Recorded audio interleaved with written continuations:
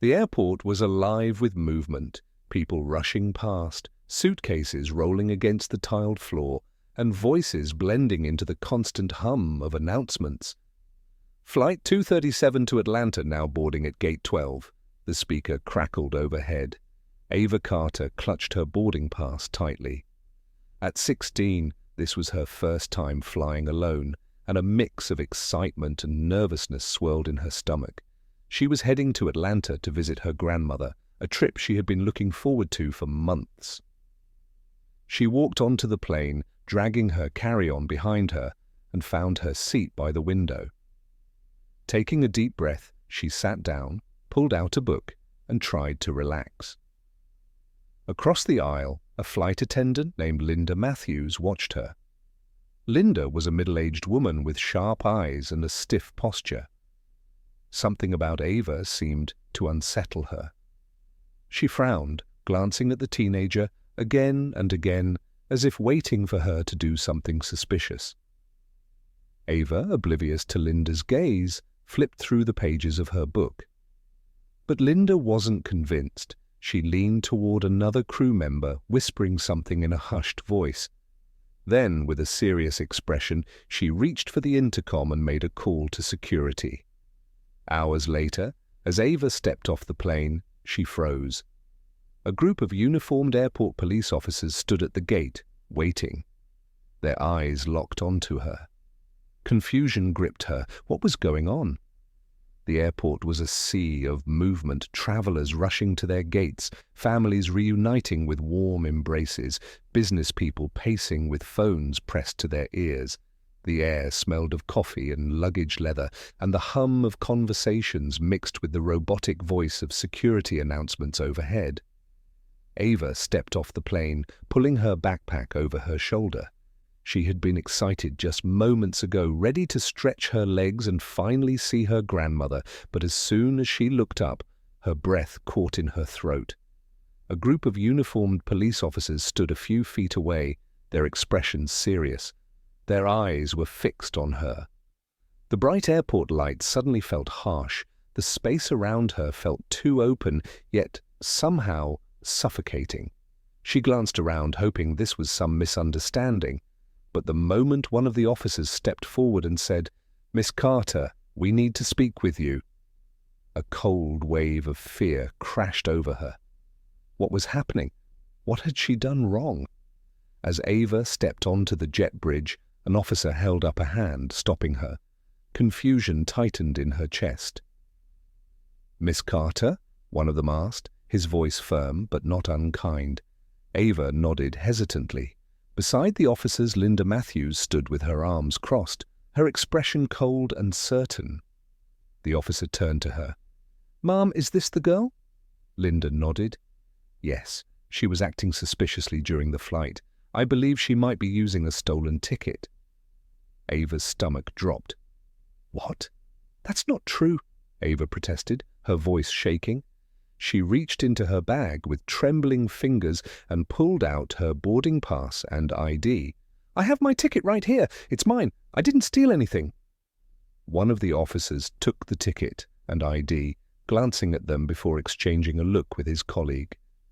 But instead of handing them back, he frowned. "We need to take you for further questioning," the officer said. Ava's breath quickened. Further questioning? She could feel eyes on her now. Other passengers slowed down, whispering. A few pulled out their phones and started recording. Tears burned at the corners of her eyes. "But I didn't do anything wrong," she pleaded. "Just come with us," another officer said, reaching for her arm. Ava felt the weight of the moment crashing down on her. Her trip, her excitement, everything was turning into a nightmare. And the worst part? No one was standing up for her. The cold walls of the police station felt suffocating. Ava sat alone in a small interrogation room, her hands gripping the arms of the chair as she tried to steady her breathing. The fluorescent lights buzzed above her, casting a harsh glare over the empty table in front of her. She had never been in trouble before, never even spoken to a police officer like this. And yet here she was, being treated like a criminal for simply boarding a flight. The door creaked open and a uniformed officer stepped inside. He was a tall man with a lined face and tired eyes. His badge read, Officer Collins. He pulled out a notepad and sat across from her. "All right, Miss Carter," he said, his voice not unkind but still distant. "Where did you get this ticket?" Ava swallowed hard. "My grandmother booked it for me. She bought it online and sent me the confirmation." Collins scribbled something down. "And you were flying alone?" "Yes," Ava said, her voice barely above a whisper. "It's my first time traveling alone." Collins sighed, exchanging a glance with the officer standing near the door. It was subtle, but Ava caught it. "They don't believe me." "You sure you didn't find this ticket somewhere? Maybe someone gave it to you." Ava's chest tightened. "No, I told you my grandmother bought it. You can call her." "We'll get to that," Collins said, but his tone made it clear he wasn't in a hurry to do so. Ava's hands balled into fists. Why won't they believe me? Outside the interrogation room, a heated discussion was taking place. "She matches the ticket. Her ID is real. Why is she even here?" one officer asked. "Flight attendant flagged her," another replied. "Said she was acting nervous, sitting in first class. Could be fraud." "Or it could be racial profiling," a deep voice cut in. The group of officers turned as Police Chief James Monroe entered the station. He was a tall, commanding man in his early 50s, his salt and pepper hair neatly trimmed. His presence alone made the room feel smaller, his dark brown eyes sharp and observant. "Where is she?" he asked. "In Interrogation Room 3, Collins said. Chief Monroe sighed, shaking his head. "I want to speak to her. Alone."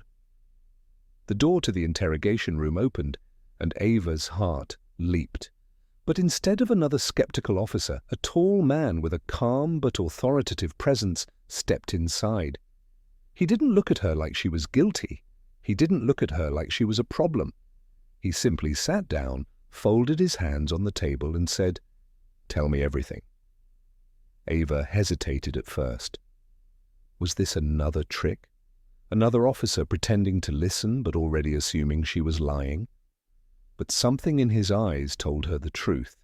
He believed her. So she told him everything. From checking in at the airport, finding her seat, noticing how the flight attendant kept staring at her, and finally being pulled aside the moment she landed. She blinked back tears as she whispered, "I didn't do anything wrong. I was just going to see my grandmother." Chief Monroe exhaled slowly, nodding. "I believe you," he said, his voice firm. Ava let out a shaky breath, finally. "Give me a second," he said, standing up. "I'm going to fix this." Chief Monroe stormed into the main office, his face like thunder. "Where is the flight attendant?" he asked, his voice carrying through the room. Linda Matthews, who had been standing by the front desk looking smug, straightened up as he walked toward her. "You reported Ava Carter as a suspect," he demanded. Linda hesitated but then nodded. Yes, she looked suspicious. She was alone, nervous, and sitting in first class. "I thought it was, unusual." Chief Monroe's jaw tightened. "Unusual?" he repeated. "Or did you just see a young black girl and assume she didn't belong in first class?" Linda's face turned red. "That's not, I was just doing my job." "Your job?" Monroe's voice was sharp now. "Your job is to ensure passengers are safe and comfortable, not to profile a teenage girl based on your own biases." Linda opened her mouth, but no words came out. The room was silent. Chief Monroe turned to the officers. "Did anyone bother to check her credentials before detaining her?" The officers exchanged guilty looks. We were just following protocol," one muttered. Chief Monroe clenched his jaw. "And what protocol is that? Assuming guilt before checking the facts?" Silence. By now the scene had drawn attention. Officers, clerks, even people in the lobby had stopped to listen. Someone whispered, "They arrested a kid for no reason?" And then came another voice, "It's all over social media." Unbeknownst to them, a few passengers had recorded the entire scene at the airport. The video of Ava being stopped by police, pleading with them to check her ticket, and the cold way Linda had accused her. It was everywhere. By the time Chief Monroe finished speaking, reporters were already calling the station, demanding answers. The hashtag #sign Justice for Ava was trending on Twitter. People were furious. The airline released a quick statement saying they were investigating the matter. But it wasn't enough. Linda's face turned pale. She knew she was in trouble. Chief Monroe turned to the officers. "Release Ava Carter immediately, and next time, do your jobs properly before humiliating an innocent child." The officers quickly moved to comply, shame evident in their expressions. As Chief Monroe walked back to the interrogation room, he took a deep breath. This wasn't just about Ava. This was about every kid who had been treated like a criminal just for existing, and he wasn't going to let it happen again. Chief Monroe took a deep breath as he stepped back into the interrogation room. Ava sat with her arms wrapped around herself, her eyes still wet with unshed tears. She looked up when he entered, searching his face for an answer. "You're free to go," he said gently. Ava blinked. "Really?" He nodded and extended his hand. "Come on, let's get you out of here." Ava hesitated before placing her hand in his. As they walked out of the station, every officer in the room fell silent, watching them. Some looked guilty, others looked indifferent. But Chief Monroe didn't care. Outside, the air was cool against Ava's flushed cheeks. Reporters had already gathered, their cameras flashing, microphones held up in anticipation. Ava flinched at the sudden attention, but Chief Monroe gave her shoulder a reassuring squeeze. "Stay close to me," he murmured. As they reached the podium set up outside the station, Monroe faced the cameras. His deep, commanding voice carried over the murmuring crowd. "Good evening," he began. "I am Chief James Monroe, and I want to address an incident that occurred today at this very airport, an incident that should have never happened." The cameras clicked as the reporters leaned in. This young woman, Ava Carter, a 16-year-old girl, was detained by airport police on suspicion of using a stolen ticket. Why? He let the question hang in the air for a moment before continuing. Because a flight attendant decided she looked suspicious sitting in first class. Murmurs rippled through the crowd. Ava Carter had all the necessary documentation. Her ticket was legitimate. Her identification was valid. But none of that mattered because someone assumed she didn't belong. Ava looked down, her fingers twisting together. "This is not an isolated incident," Monroe continued, his voice firm. "Racial profiling happens every day. It happens in stores, in workplaces, and yes, even in travel. And today, it happened to a child." A reporter raised his hand. "Chief Monroe, what action is being taken against the airline?" Monroe's expression hardened. "The airline has been made aware of the situation. I can tell you that the flight attendant in question has been placed under investigation, and there will be accountability. But I want to make something very clear. This is bigger than one person." A reporter from a major news network stepped forward. "Chief, what message do you have for other young black travelers who might experience something like this?" Monroe turned to Ava. "Would you like to answer that?" he asked softly. Ava hesitated. She hadn't planned to speak. Her hands were still shaking. But when she looked out at the crowd, at the cameras waiting, at the people watching, she knew she had to say something. She took a deep breath and stepped forward. "I just wanted to visit my grandmother," she said, her voice trembling. "Instead, I was treated like a criminal for no reason." The crowd fell silent. "I had my ticket. I had my ID. I did everything right, but it wasn't enough. And I don't want this to happen to anyone else." Her voice grew stronger. "People always tell us, if you work hard, if you follow the rules, if you're polite, nothing bad will happen to you. But today, I learned that sometimes people will see what they want to see. And no matter what you do, it won't be enough for them." She swallowed. "That needs to change." The silence that followed was heavy. And then, slowly, someone in the crowd started clapping. Then another. And another. Ava glanced at Chief Monroe, who nodded at her with quiet pride. Within hours, the story exploded online. Justice for Ava was trending worldwide. Celebrities, activists, and politicians weighed in, calling for the airline to be held accountable.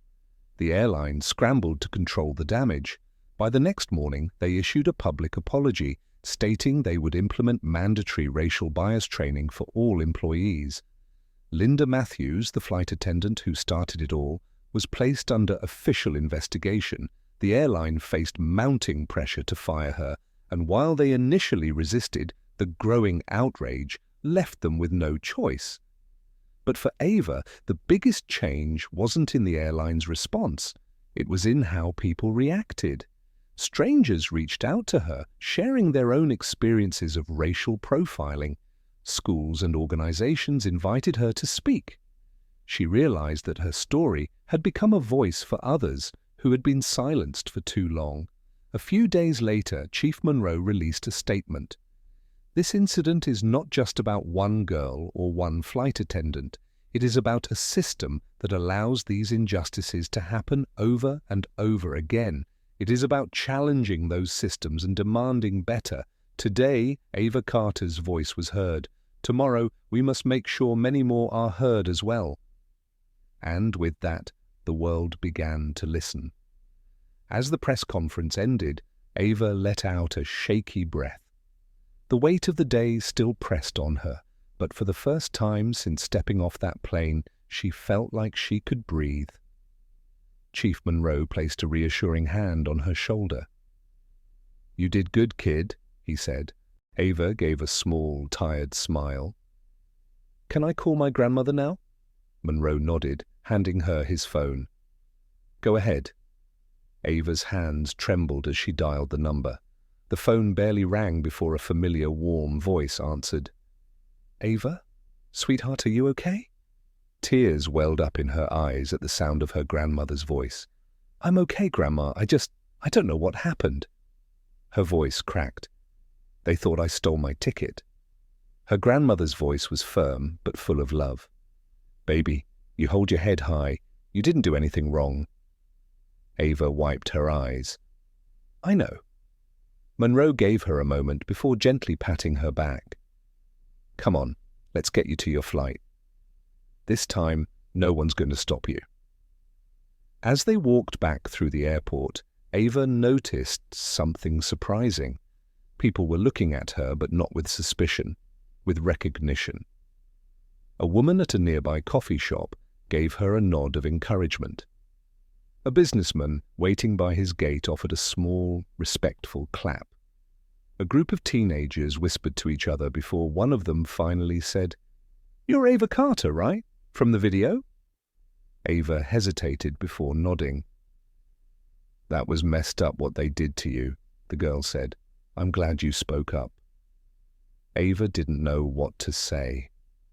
All she could do was nod and smile weakly.